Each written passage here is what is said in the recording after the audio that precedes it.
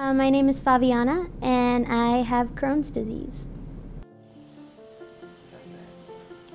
So the way Crohn's disease works is it's an autoimmune disease, so it just essentially means that your immune system doesn't, or my immune system doesn't recognize my intestines as part of my body, so my immune system attacks it. And the way like cancer like creates masses and like builds something up is kind of the way Crohn's disease like wears something down.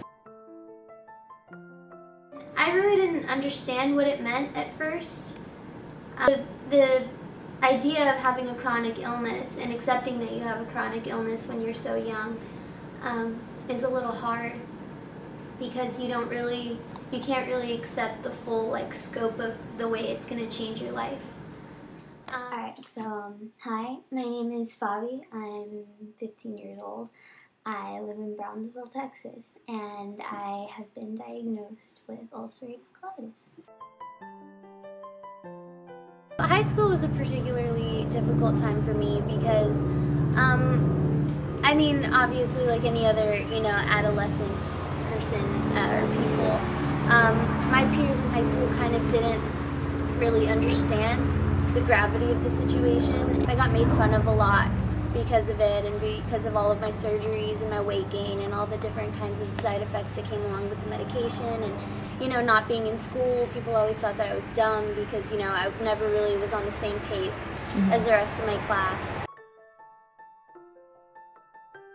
July of 2011, I was admitted into a children's hospital in Corpus Christi, and I was there for about a month, and that's when they decided that they needed to remove my colon. So I was there for a significant amount of time, and they removed my colon, and I lived with an ileostomy bag for almost a year and a half. And that was really difficult for me, having to go to school and explain to my friends and explain to anybody really, like, I have this medical condition and that's why I'm not in school, or that's why I have been homeschooled for small periods of time.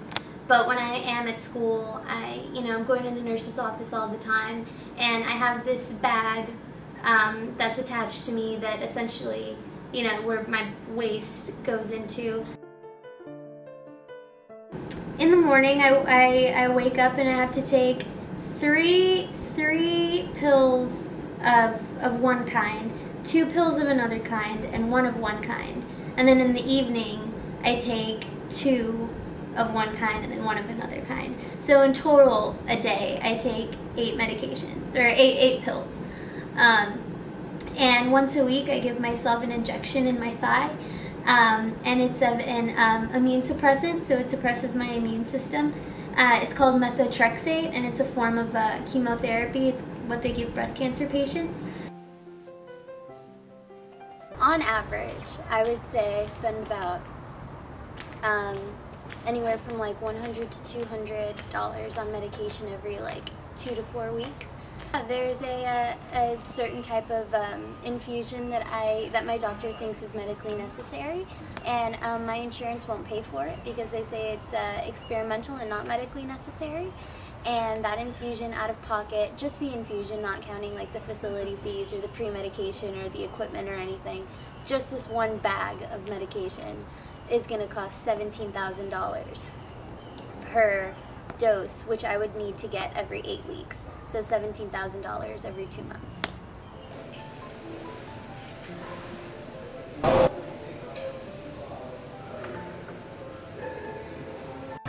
So I work, and I work as hard as I can to cover my bills, and honestly, for all of the payments that I have, I just make the minimum payments, which is enough to not ruin my credit score, but not really enough to actually like pay it all in a timely manner, because there are so many.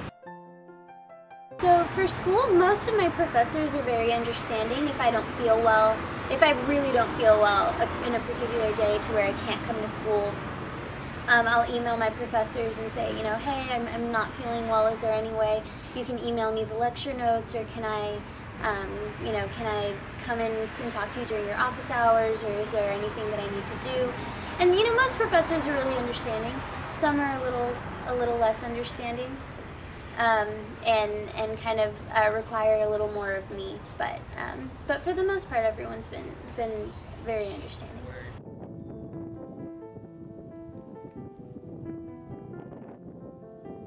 I'm a part of the 504 program, and that's a federal program that just kind of gives me a little bit more leniency. It's a student disabilities program, so because I do have this disability,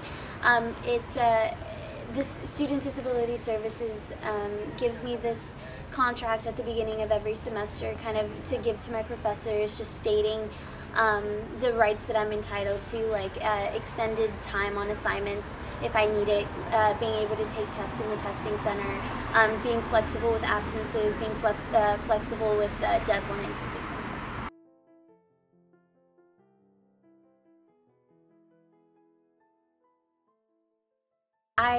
I at first was really defeated by my situation and just thought like, oh well, I'll never be able to, you know, go to college or go to law school, or, you know, do well in school, or have, you know, healthy relationships, or have friendships, or have a social life.